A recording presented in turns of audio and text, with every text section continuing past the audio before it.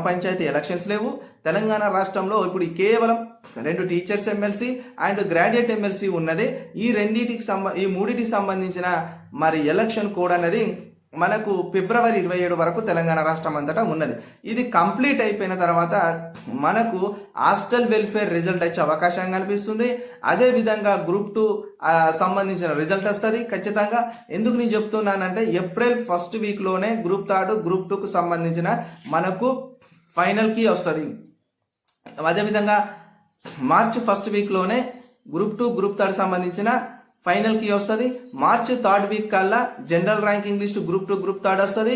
మనకు ఏప్రిల్ వరకు టోటల్గా ఫలితాలు వచ్చేస్తాయి. ఇక్కడ క్లియర్ కట్ ఉంది. కానీ డిఎస్సి ఎప్పుడు వస్తుంది? డిఎస్సి ఫిబ్రవరి 2వ వారం అన్నారు. ఎవరన్నారు? మినిస్టర్స్ అన్నారు. ఎందుకన్నారు? మనకు టీచర్స్ ఎమ్మెల్సీ ఉన్నది, అది గ్రాడ్యుయేట్ ఎమ్మెల్సీ ఉన్నది. కాబట్టి నిరుద్యోగులకు అతి ప్యాషన్ అయిన నోటిఫికేషన్ ఏంటి? ఒకటి గ్రూప్ 2, ఒకటి డిఎస్సి. మెయిన్గా డిఎస్సి, తర్వాతనే గ్రూప్ 2. ఈ డిఎస్సి అభ్యర్థులందరినీ మరొక్కసారి నయవంచన చేసి మోసం చేయాలంటే డిఎస్సి ఫిబ్రవరిలో వస్తుందని చెప్పారు. కానీ ఫిబ్రవరిలో డిఎస్సి వచ్చినట్టు కనిపిస్తలేదు. ఇప్పుడు మనకు స్థానిక సంస్థ ఎలక్షన్స్ పోయి మనకు జూన్ జూలైలో ఉన్నాయి. కాబట్టి ఏప్రిల్ నాటికి నేను అనుకుంటున్నా, ఏప్రిల్ నాటికి ఖచ్చితంగా డిఎస్సి వచ్చే అవకాశం ఉంటుంది. దానికంటే ముందు మనకు టెట్ వేయాలని ఆలోచన జరుగుతుంది. టెట్ మనకి ఇప్పుడు ఎన్సీఆర్టీ రూల్స్ ప్రకారం, ఎస్సీఆర్టీ రూల్స్ ప్రకారము టెట్ అనేది ఇయర్లీ 2 సార్లు జరగాలి. ఒకటి ఆల్రెడీ మనకు డిసెంబర్లో జరిగింది 2024, అది నోటిఫికేషన్. జనవరిలో ఎగ్జామ్ జరిగినాయి.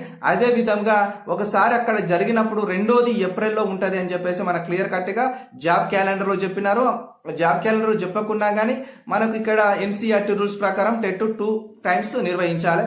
కాబట్టి ఒకవేళ టెట్ ఏప్రిల్లో ఇస్తే ఇచ్చుకోవచ్చు. అదేవిధంగా డిఎస్సి ఇస్తే కూడా ఇచ్చుకోవచ్చు. ఎందుకంటే మనకు లాస్ట్ 2024లో కూడా డిఎస్సి నోటిఫికేషన్ వచ్చింది, మళ్ళీ టెట్ ఇచ్చినారు. ఇటు టెట్ అప్లికేషన్ స్టార్ట్ అయ్యి టెట్ నడుస్తుంది అప్లికేషన్. మళ్ళీ తర్వాత డిఎస్సిలో కొన్ని పోస్టులు కలిపి మళ్ళీ డిఎస్సి అప్లికేషన్ కూడా ఇచ్చారు. అప్పుడు ఏమన్నారు? డిఎస్సి కమ్ టెట్ 2 అప్లై చేసుకుంటే 2000 రూపాయలు అని ఇచ్చినారు కదా, మీరు చూసినారు కదా. అట్లనే మనకు మళ్ళీ డిఎస్సికి ఒకవేళ నోటిఫికేషన్ వస్తాడు, డిఎస్సి నోటిఫికేషన్కి అప్లికేషన్ జరుగుతుంది, టెట్ జరుగుతుంది. టెట్ మళ్ళీ ఎక్కువ టైం ఇవ్వడు, జస్ట్ 30 days 40 daysలో టెట్ ఎగ్జామ్ పెడతాడు. మళ్ళీ మనకు ఈ యొక్క డిఎస్సి ఎగ్జామ్ వచ్చేసి జూన్ ఆర్ జూలైలో ఉండే అవకాశం అయితే ఉంటుంది. కానీ ఇవన్నీ రావడానికి మరి మెయిన్గా ప్రభుత్వం అయితే ఆలోచన చేయాలి. ఏమని? తొందరగా జాబ్ క్యాలెండర్ను ప్రకటించాలి, జాబ్ క్యాలెండర్లో నోటిఫికేషన్స్ ఇవ్వాలి. ఇస్తేనే పిల్లలకు యూజ్ అవుతుంది. నిరుద్యోగులను మనం ఇంకా నయవంచన చేయొద్దు. నిరుద్యోగుల పక్షాన మనం ఉన్నాము. నిరుద్యోగుల ఓట్ల ద్వారానే ప్రజాప్రభుత్వం ఏర్పడిందని రేవంత్ రెడ్డి అన్న ప్రతి సభలో మాట్లాడతారు. కాబట్టి ఆ మాట పైన నిల్చొని ఉండాలి. కమిట్మెంట్ తోని మనకు డిఎస్సి నోటిఫికేషన్ వేయాలి త్వరగా. అది డిఎస్సి నోటిఫికేషన్ మార్చిలో ఇచ్చిన ఇబ్బంది లేదు, 100% చెప్తాను. ఇప్పుడు మార్చిలో కూడా మార్చి 2nd వీక్ 3rd వీక్లు ఇచ్చినా కూడా ఇబ్బంది లేదు. ఎందుకనంటే ఆల్రెడీ మనకు ఎన్ని పోస్టులు ఉన్నాయి అనేది క్లారిటీ వచ్చేసింది. 6000 పోస్టులు ఉన్నాయి. ఇంకొక 4000 పోస్టులు ఎక్కడెక్కడ ఖాళీగా ఉన్నాయి అవన్నీ తీసి యాడ్ చేస్తే ఒక 10-12,000 పోస్టులు అయితే ఈజీ. అంటే 10 నుంచి 11,000 పోస్టులు రావాలి, 100% వస్తుంది. అదేవిధంగా గ్రూప్ 1 అనేది ఇప్పుడు వచ్చే నోటిఫికేషన్ అనేది గుర్తించిండు. 14,000 పోస్టులు ఉన్నాయి టీజీపీఎస్సీ వద్ద గుర్తించినాయి, ఆర్థిక శాఖ వద్ద అంటున్నారు. కాబట్టి అక్కడ ఫ్రెష్ గ్రూప్ 1 కొత్త 2025 గ్రూప్ 1 రావాలి, 2025 గ్రూప్ 2 రావాలి, 2025 గ్రూప్ 3 రావాలి. ఇవన్నీ ఉన్నాయి. దీంతో పాటు ఎస్ఐ ఉన్నది, కానిస్టేబుల్ ఉన్నాయి, అన్నీ ఉన్నాయి. ఇవి అతి త్వరలో రావాలని మనస్ఫూర్తిగా కొనుక్కుందాం. ఇంకా మాట్లాడుతుంటే టైం లేదు, 20 minutes వీడియో వెళ్ళిపోతుంది. అంత లెంత్ అయితే ఎవరు చూడరు. ఇంకొక కొద్దిగా టాపిక్స్ ఉన్నాయి మాట్లాడేది, అవన్నీ మధ్యాహ్నం వరకు క్లియర్ చేస్తా. ఇలా ఖచ్చితంగా ఇంకొక వీడియో వస్తుంది చూడండి. మెయిన్గా మళ్ళీ చెప్తున్నా, డిఎస్సి రావడానికి అవకాశం ఉంది. అండ్ గ్రూప్ 1 గ్రూప్ 2 గ్రూప్ 3 పైన అయితే ఆర్థిక శాఖ క్లియరెన్స్ తీసుకోవాలి. ఇంకా వివిధ శాఖలు, ఎందుకంటే గ్రూప్ 2 గ్రూప్ 1 గ్రూప్ 3కి ఎందుకు టైం కొద్దిగా పడుతుంది అంటే అవి వివిధ శాఖలలో ఉండే పోస్టులు. అంటే గ్రూప్ 1లో ఉంటాయి ఒక 15-16 డిపార్ట్మెంట్లు ఉంటాయి, గ్రూప్ 2లో ఒక 18 డిపార్ట్మెంట్లు ఉంటాయి, గ్రూప్ 3లో ఇక మీకు చెప్పని అవసరం లేదు 150 నుంచి 130 డిపార్ట్మెంట్ల సంబంధించిన జూనియర్ స్టూడెంట్స్ ఉంటాయి.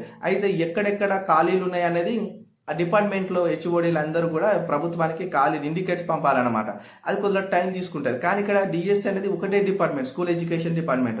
ఖాళీలు ఎన్ని ఉన్నాయనేది గుర్తించడం ఏమంటే సీఎం గారు ఆమోదించిందంటే, మనకు ఫైనాన్స్ మినిస్టర్ ఆమోదించిందంటే డైరెక్ట్ డిఎస్సికి వెళ్ళిపోవచ్చు నోటిఫికేషన్కు. సో దీని కారణంగా మనకు అవకాశం ఉంటుంది. కాబట్టి డిఎస్సి నోటిఫికేషన్కు మంచి అవకాశం ఉంటుంది. మళ్ళీ చెప్తున్నా, డిఎస్సి రావడానికి అవకాశం ఉన్నది. చదివే వాళ్ళు చదవండి, టైం వేస్ట్ చేసుకోకండి. వీడియో చూసిన ప్రతి ఒక్కరు లైక్ చేయండి, కామెంట్ చేయండి, సబ్స్క్రైబ్ చేయడం మాత్రం మర్చిపోకండి మిత్రులారా. ఖచ్చితంగా బీసీ రిజర్వేషన్స్ 42% ఏదైతే ఉందో అది ఇప్పట్లో లెక్క తేలదు. ఎందుకంటే ఇప్పుడు మళ్ళీ చెప్తుంది గవర్నమెంట్ ఏమంటుందంటే, ఆల్రెడీ బీసీ కులగణంలో ఎవరైతే పార్టిసిపేట్ చేయలేదో వాళ్ళకి మళ్ళీ అవకాశం ఇచ్చింది. ఎప్పటికెళ్ళి మనకు ఫిబ్రవరి 16 15 ఇచ్చింది అవకాశము. వాళ్ళకి మళ్ళా నెక్స్ట్ మంత్ 2 వరకేమి ఇచ్చినారు, క్లారిటీ ఇది అనుకుంటున్నా. వాళ్ళు మళ్ళీ పార్టిసిపేట్ చేయడానికి, ఎందుకంటే జిహెచ్ఎంసీ హైదరాబాద్ లో కొంతమంది పార్టిసిపేట్ చేయలేదు. ఇంకెందుకు మన ప్రతిపక్ష నేత కేటీఆర్, వాళ్ళ కేసీఆర్ కుమారుడు కేటీఆర్, కవితక్క, వీళ్ళెవరు కూడా ఇవ్వలేదండి వాళ్ళ డీటెయిల్స్. చాలా మంది పెద్ద వాళ్ళు కూడా పార్టిసిపేట్ చేయలేదు. కాబట్టి వీళ్ళకి ఒక అవకాశం ఇచ్చింది రేవంత్ రెడ్డి గవర్నమెంట్.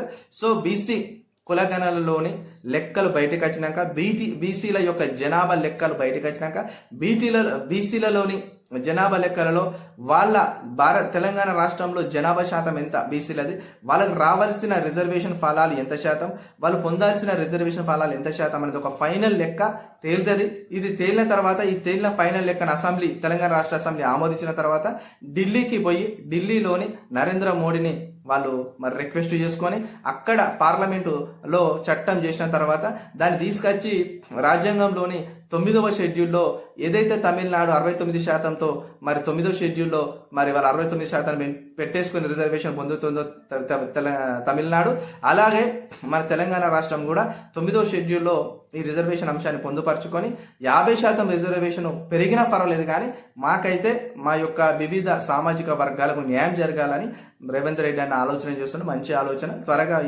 ఈ యొక్క పని కంప్లీట్ చేసినట్టయితే బీసీలకు కూడా న్యాయం జరుగుతుంది, అందరికీ న్యాయం జరుగుతుంది. త్వరగా నోటిఫికేషన్స్ వచ్చే అవకాశం అయితే ఉంటుంది.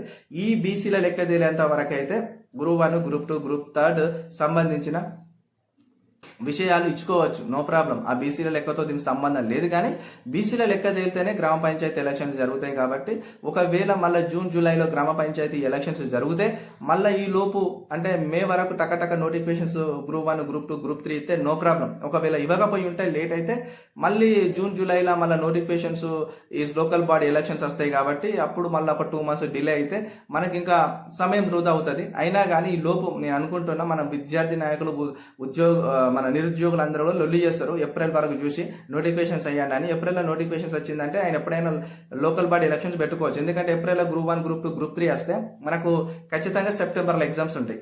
కాబట్టి ఆ టైంలో వాళ్ళు ఏమైనా చేసుకోవచ్చు, ఆ మధ్యలో ఏ ఎలక్షన్స్ అని పెట్టుకోవచ్చు, మనకు అవసరం లేదు. కానీ జాబ్ క్యాలెండర్ రావడానికి ప్రధాన అడ్డంకి ఈ కారణాలు అన్నీ ఉన్నాయి. ఇవన్నీ కూడా క్లియర్ అయితే జాబ్ క్యాలెండర్ అనేది క్లియర్ అవుతుంది. Thank you so much. Video చూసిన ప్రతి ఒక్కరు లైక్ చేయండి, కామెంట్ చేయండి, సబ్స్క్రైబ్ చేయడం మాత్రం మర్చిపోండి.